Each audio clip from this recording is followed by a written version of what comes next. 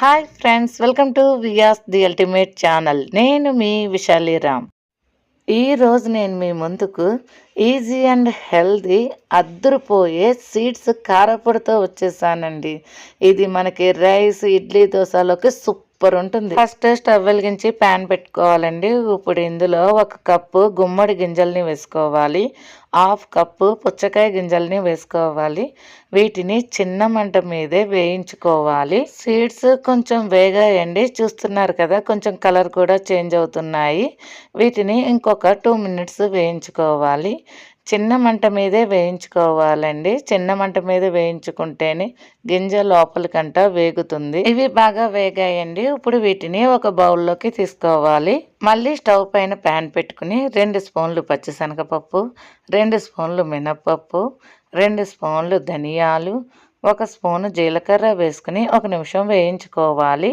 ఇక్కడ నేను సీడ్స్ని కానీ పోపు దినుసుల్ని కానీ నూనె లేకుండా డ్రై ప్యాన్లోనే వేయించుకుంటున్నాను. పోపు దినుసులు కొంచెం వేగాయండి. ఇప్పుడు ఇందులో 1 గుప్పెడు కరివేపాకుల్ని శుభ్రంగా వాష్ చేసుకుని తడి లేకుండా ఆరబెట్టుకుని వేసుకోవాలి. కరివేపాకుని 1 నిమిషం వేయించుకోవాలి. ఇప్పుడు ఇందులో ఒక 10 ఎండుమిర్చిని వేసుకుని వేయించుకోవాలి.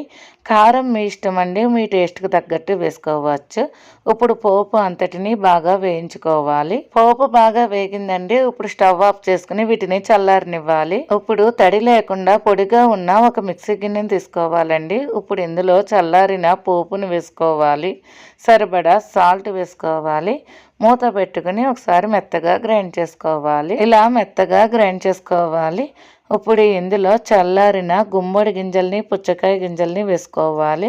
మూత పెట్టుకుని మెత్తగా గ్రైండ్ చేసుకోవాలి. ఇలా మెత్తగా గ్రైండ్ చేసుకున్నాక ఇప్పుడు దీన్ని ఒక గిన్నెలోకి తీసుకోవాలి. ఉండలు లేకుండా ఒకసారి స్పూన్తో బాగా మిక్స్ చేసుకుని దీన్ని ఒక గాజు సీసాలో వేసుకుని స్టోర్ చేసుకుంటే 6 మంత్స్ వరకు చాలా ఫ్రెష్గా ఉంటుందండి. Okay friends, easy and healthy seeds కారపొడి రెడీ అయిపోయిందండి.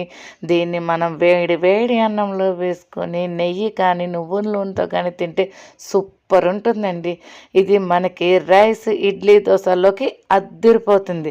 దీన్ని మీరు కూడా ఒకసారి ట్రై చేయండి.